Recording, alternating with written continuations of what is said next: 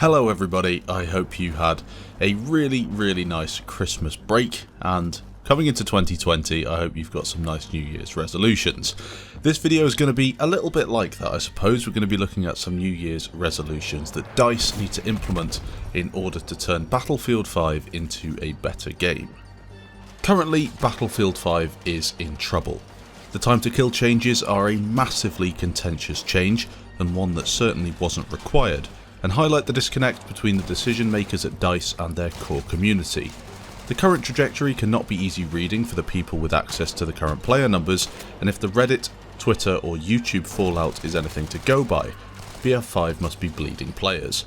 The reason for this? Well, it's obviously not simply down to them changing the TTK, although that has a lot to do with it. Bugs, missing features, a missing team balance or an anti-cheat for example, less maps than ever before, limited factions, lackluster cosmetics and countless other things have led to a disappointed and distrusting community. Battlefield 5 seemed to be a giant project from day one, and over a 12-month period I honestly can't say the game is in a better place. The Pacific content was glorious, but even that has a sour aftertaste since the recent events took place. Moving into 2020, I would like to see a big push towards making Battlefield 5 a better game. The current players deserve it, the new players need it, and DICE owe it to the franchise to get Battlefield 5 into that playable and fun state, balancing new content with what we already have. For that, DICE need to do several things, and that's what I'm going to get into in this video. First of all, perhaps the biggest problem that we've seen recently is the TTK change. In my opinion, we need to revert it completely in a similar way to what we did 12 months ago, or at the very least, improve those mid-range damage engagements.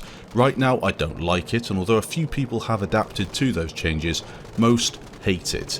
You're doing more damage than good with yet another needless update, when all the game required was a bit of finesse with the weapon balancing. Secondly, they need to also remove that console snap aim assist. I don't play on console, but from what I've been told, it's a complete joke. Having this auto aim assist that's been tweaked up to 100 is really not necessary at all. Weapon balance needs to continuously be tweaked until we get to the right place. No massive knee-jerk reactions. Keep the game fresh and relevant whilst retaining what people enjoy.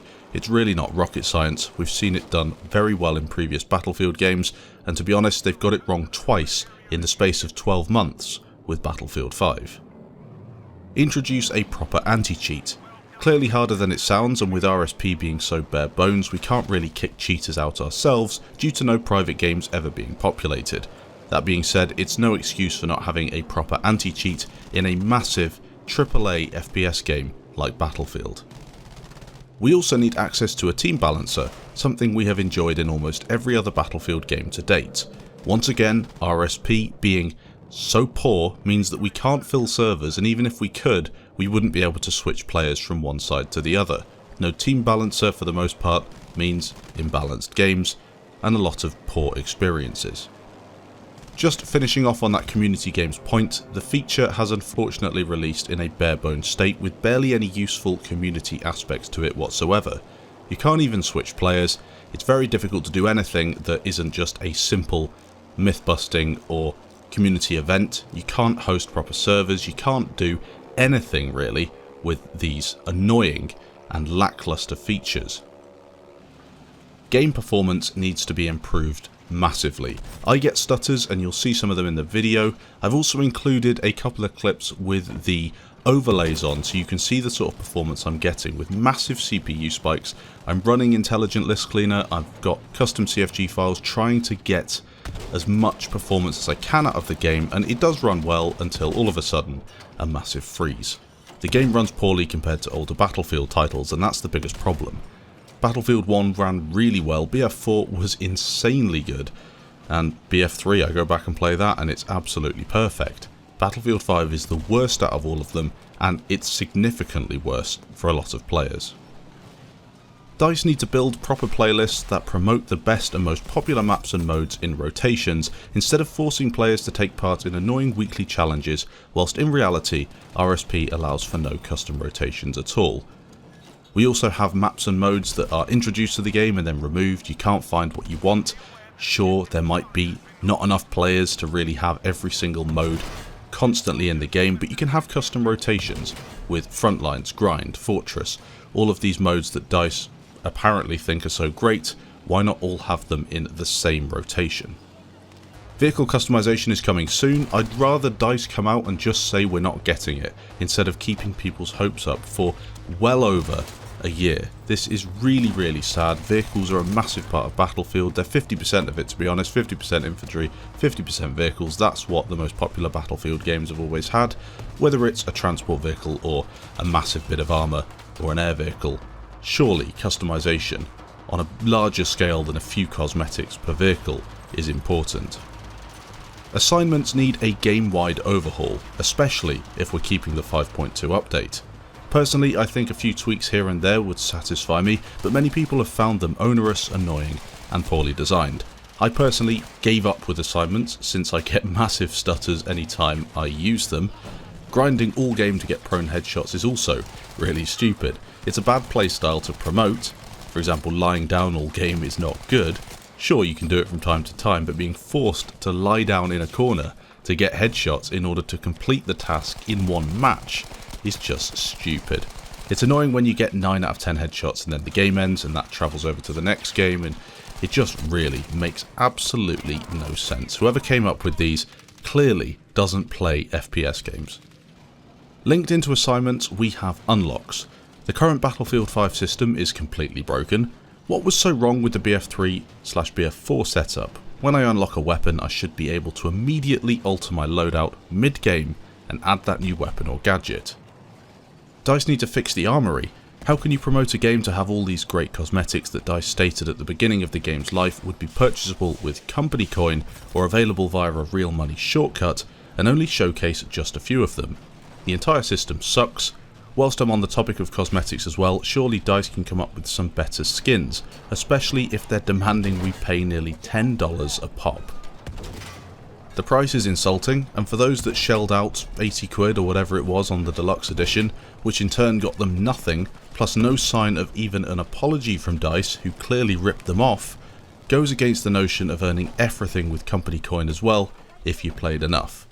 Again, something that DICE said would be possible but then backtracked on once more.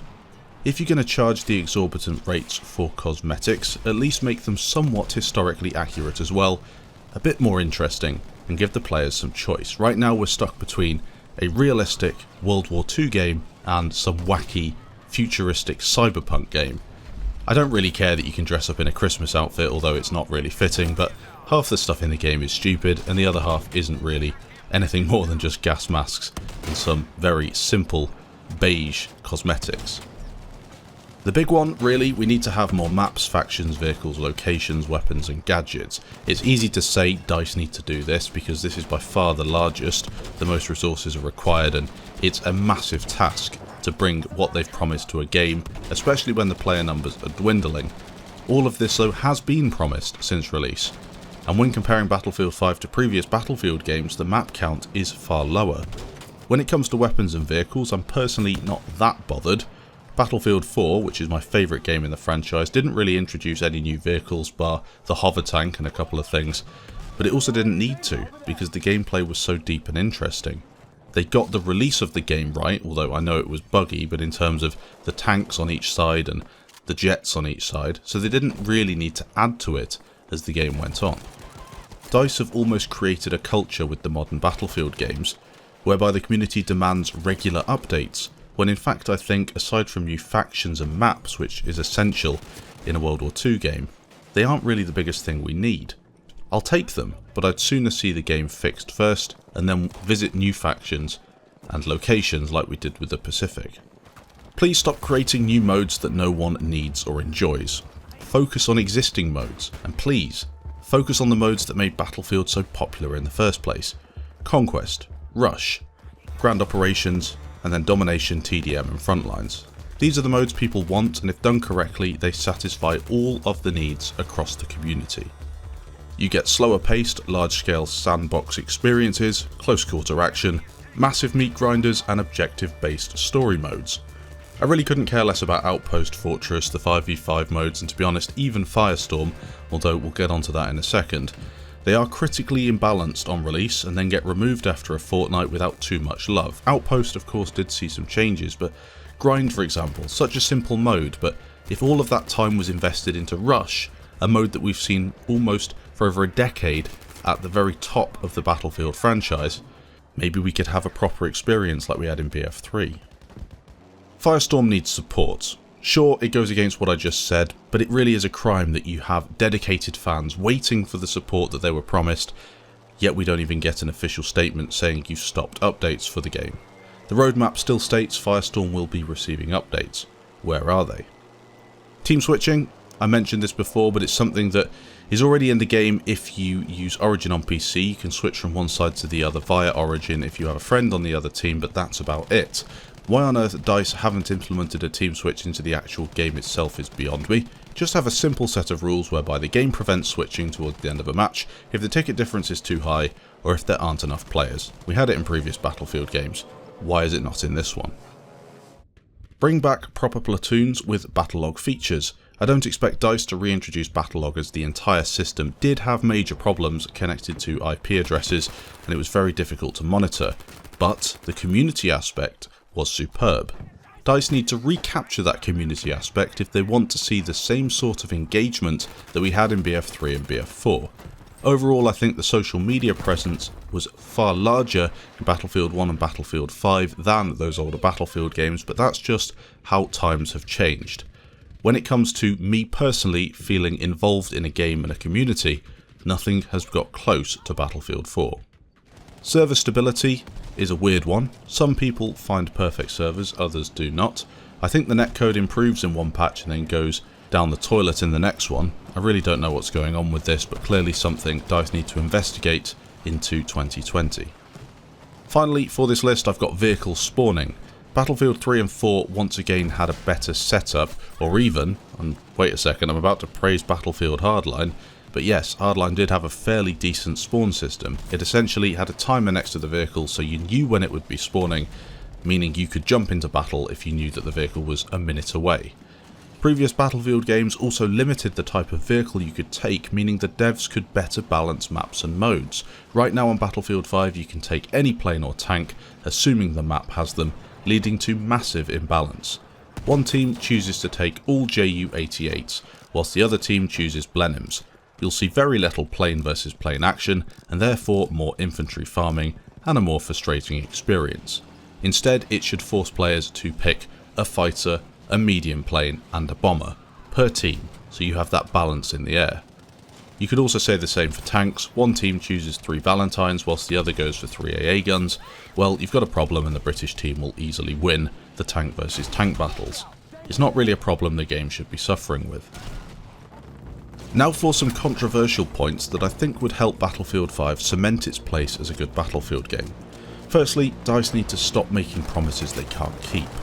I know this sounds rich coming from someone who is demanding so much, but honestly, saying you're going to bring weekly posts, debriefs, community posts, roadmaps and all the rest alongside a million features that are all coming soon is only going to hurt the game in the long run. Keep it simple, bring positive updates and don't break what we already have. The community managers do a great job, and in the studio the devs obviously work really hard. I've been over to DICE Stockholm, I see them all there, they're very passionate about the game and they really want to make something successful. A lot of that hard work can be instantly undone on Twitter if a developer starts arguing with the target audience though, usually calling them sexist. From my experience, it's the community that causes games to be toxic, but in this case I think the blame can be spread across everybody.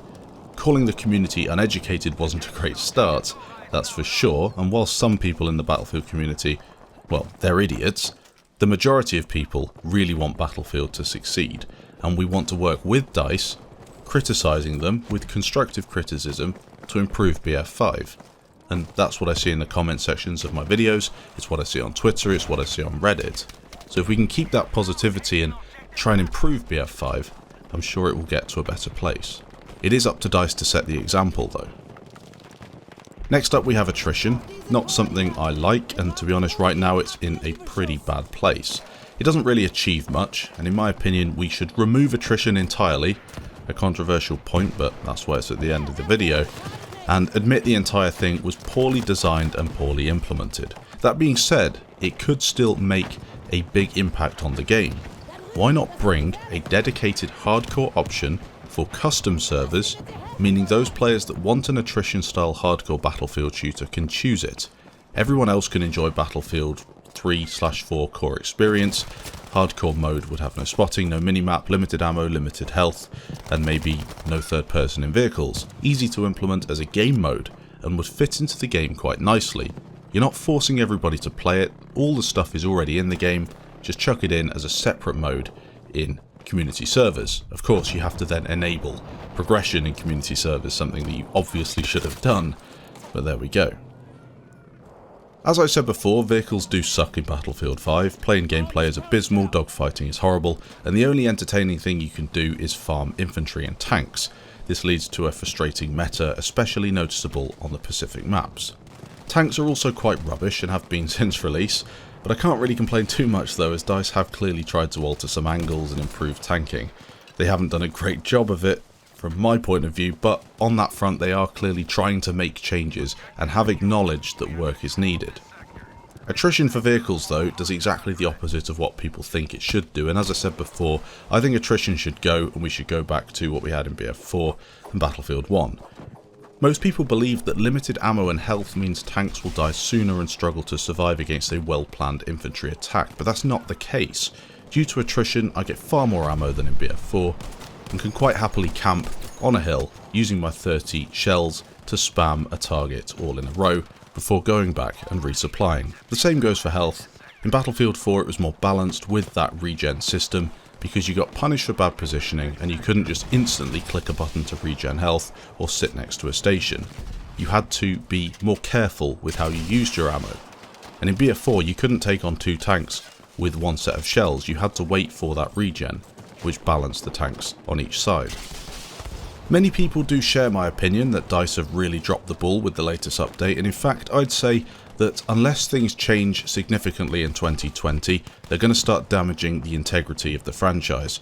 We did see towards the end of BF1's life some silly changes, especially with the Muramets and vehicle balance and the Apocalypse DLC ruining performance, but the game was pretty strong, the foundations of BF1 were great, so it weathered the storm. In Battlefield 5 we don't really have that luxury, and side projects like Firestorm, 5v5 Combined Arms, community games which haven't been done properly, and other projects that are all unfinished and poorly implemented are really having a damning effect on the game. My main worry is that even if the next Battlefield game is a good one, this odd approach towards decision making will undoubtedly cause problems. Couple that with an aggressive microtransaction strategy, a history of dodgy launches, and a fan base that is running really low on patience and goodwill. Well, it could be a lot less than what I'm hoping for. Call me a drama queen, but it's just the way I see it. I want Battlefield to succeed, and if constant praise did the job, I'd probably consider going against my will and would get behind everything DICE are doing, but right now, it's just not doing what I want it to. I want Battlefield 5 to be a good game. We might have to wait for the next one, but surely we can all do our best to constructively criticise what's currently in front of us. Leave your comments down below, and I'll catch you in the next video.